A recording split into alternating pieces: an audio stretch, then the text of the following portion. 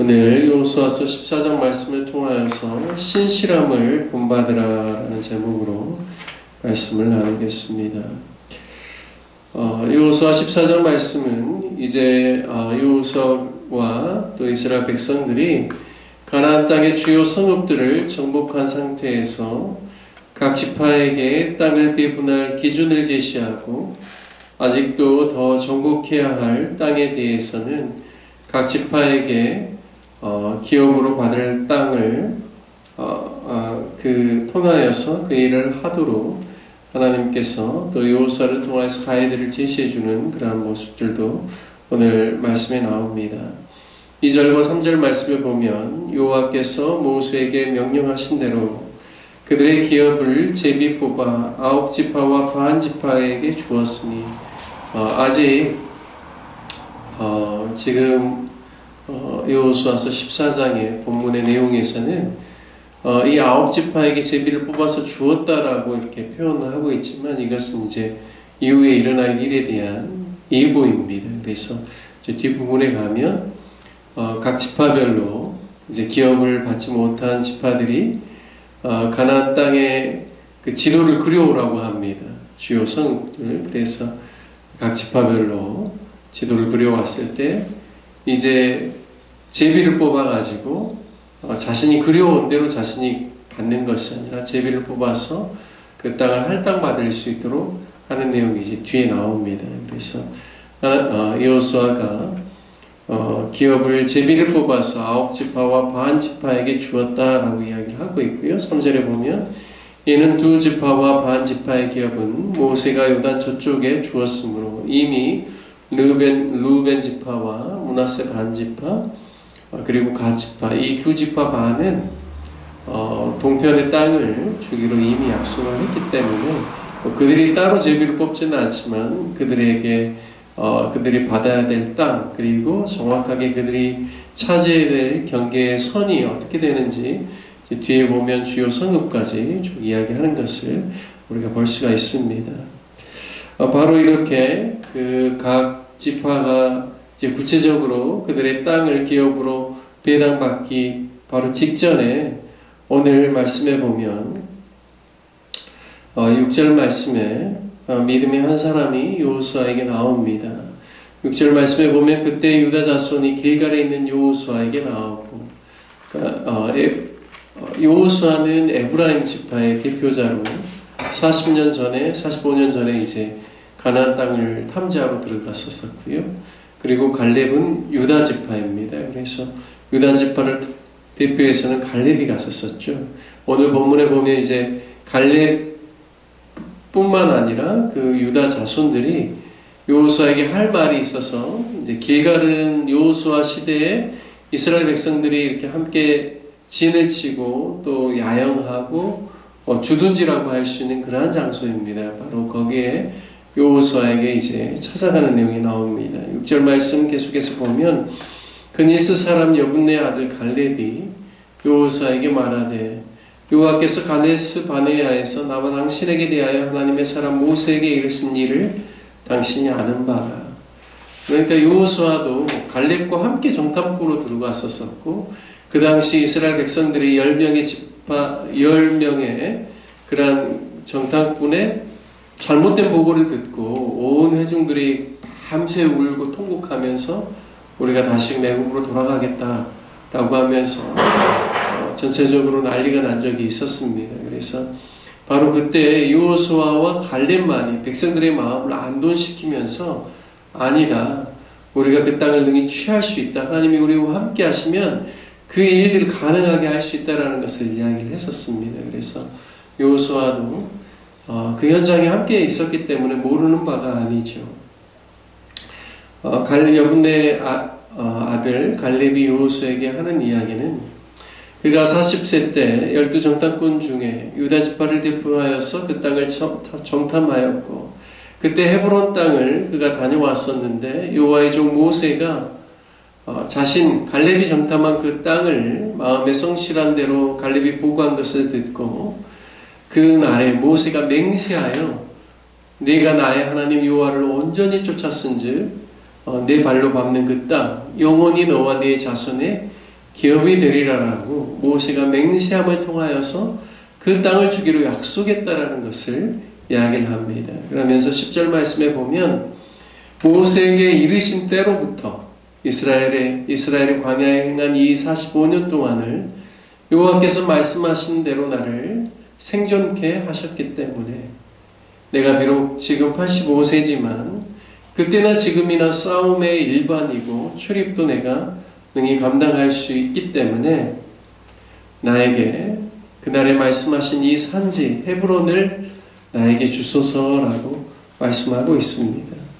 비록 헤브론 성읍이 아낙 사람 중에서도 가장 큰 사람이 그곳에 있을지라도 여호와께서 혹시 나와 함께 하시면 내가 필경 여호와의 말씀대로 그들을 쫓아낼 수 있습니다라고 이야기합니다.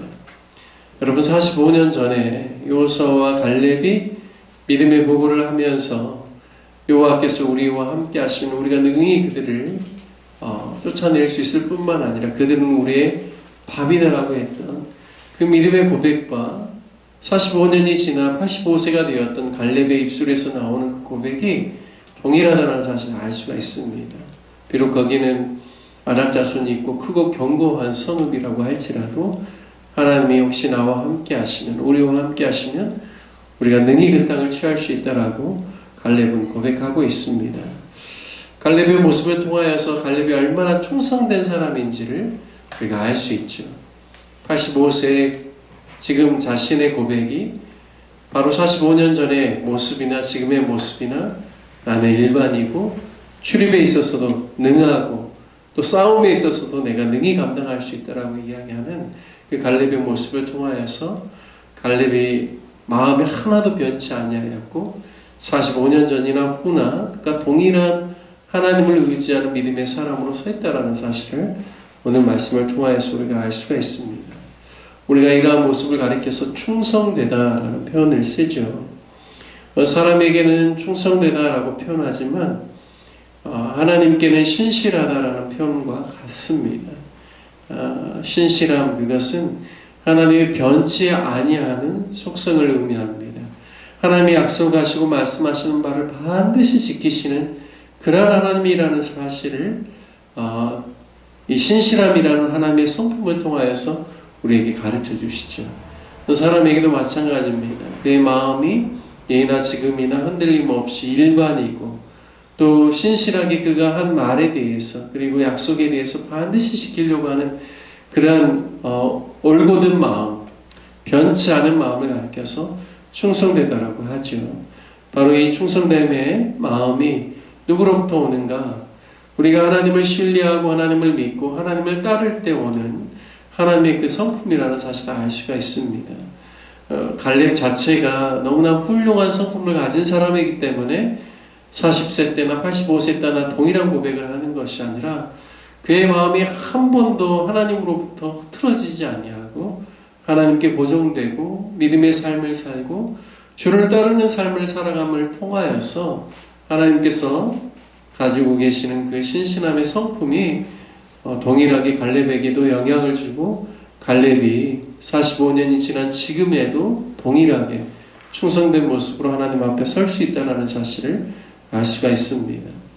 신명기 7장 말씀에 보면 모세가 이스라엘 백성들에게 하는 이야기 가운데 다음과 같이 말합니다. 너희는 여호와 네 하나님의 성민이라.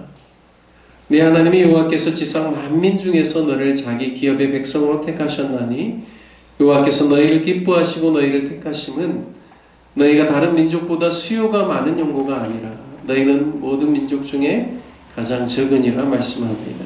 그러면서 여호와께서 다만 너희를 사랑하심으로 인하여 또는 너희 열조에게 하신 맹세를 지키려 하심을 인하여 자기의 권능의 손으로 너희를 인도하여 내시되 너희를 그 종되었던 집에서 애굽왕 바로의 손에서 속량하셨나니 그런즉 너는 알라 오직 네 하나님 여호와는 하나님이시요 신실하신 하나님이시라 말씀합니다.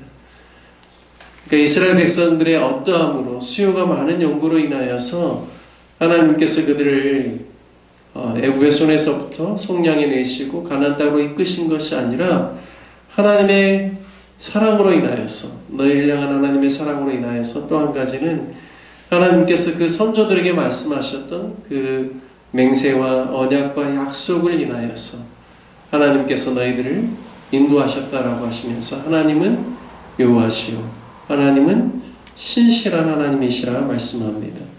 하나님의 어떻게 보면 대표적인 성품은 하나님, 그분은 신실한 하나님이다 라고 이야기를 하는 것입니다. 사무엘 선지자도 그런 이야기를 했죠. 이스라엘의 지존자는 거짓이나 변개함이 없으시니 그는 사람이 아니심으로 결코 변개치 않으심이라. 하나님의 약속하시는 바, 하나님의 뜻하신 바를 결코 바꾸지 아니하시고 확실하게 지키시는 하나님이시다라는 사실을 사울에게 사무엘을 통하여서 이야기하는 내용이 있습니다. 하나님은 변개치 아니하시는 하나님이시다라고 말씀합니다. 이스라엘의 지존자는 거짓이 없으시는 일양 미쁘신 분이시다라는 것이죠. 신실하다는 말을 또 순수 한국말로 하면 미쁘다라고 이야기를 할 수가 있겠습니다. 데살로니가후서 3장 3절에 주는 미쁘사 너희를 굳건하게 하시고 악한 자에게서 지키시리라 말씀합니다. 데살로니가전서 5장 24절에도 하나님은 신실하시고 미쁘신 분이다 라고 말씀하시죠. 성경 곳곳에서 우리는 신실하지 않을지라도 주는 이랑 항상 미쁘시니 신실하다라고 하나님을 말씀하고 있습니다. 히브리서에서도 약속하시는 이는 미쁘시니 우리가 믿는 도리의 소망을 움직이지 말고 굳게 잡으리라 라고 말씀하고 있습니다. 하나님은 신실하신 분이심을 오늘 말씀을 통하여서 깨닫고, 또 그 신실하신 하나님의 그 성품을 믿음으로 서 있는 갈렙이 동일하게 고스란히 그가 하나님의 성품을 본받아서 45년 동안 그의 마음이 하나도 변치 아니하고 충성된 모습으로 하나님께 헤브론 땅을 달라라고 하는 그러한 여호수아에 대한 요청의 그런 말씀을 통하여서 우리도 우리의 마음이 예수님을 처음 믿었을 때나 그리고 우리의 인생이 지나가는 어느 때나 늘 동일하게 하나님 앞에서 서 있는 저와 여러분 되어서 우리를 통하여서 하나님의 유업과 기업이 계속해서 이어지는 그런 은혜의 역사가 있으시길 주님의 이름으로 축복합니다. 우리 함께 같이 말씀 적용하며 기도할 때 하나님, 우리가 신실한 사람 되게 해주십시오. 갈렙과 같이 하나님의 신실함을 본받는 하나님의 믿음의 사람 될 수 있도록 인도해 주십시오. 우리가 어떤 상황 환경 속에서도 주님만을 바라보고 주님의 약속만을 붙잡고 나아가기를 소원하오니 주님 우리를 다스려 주십시오라고 함께 기도하기를 원합니다.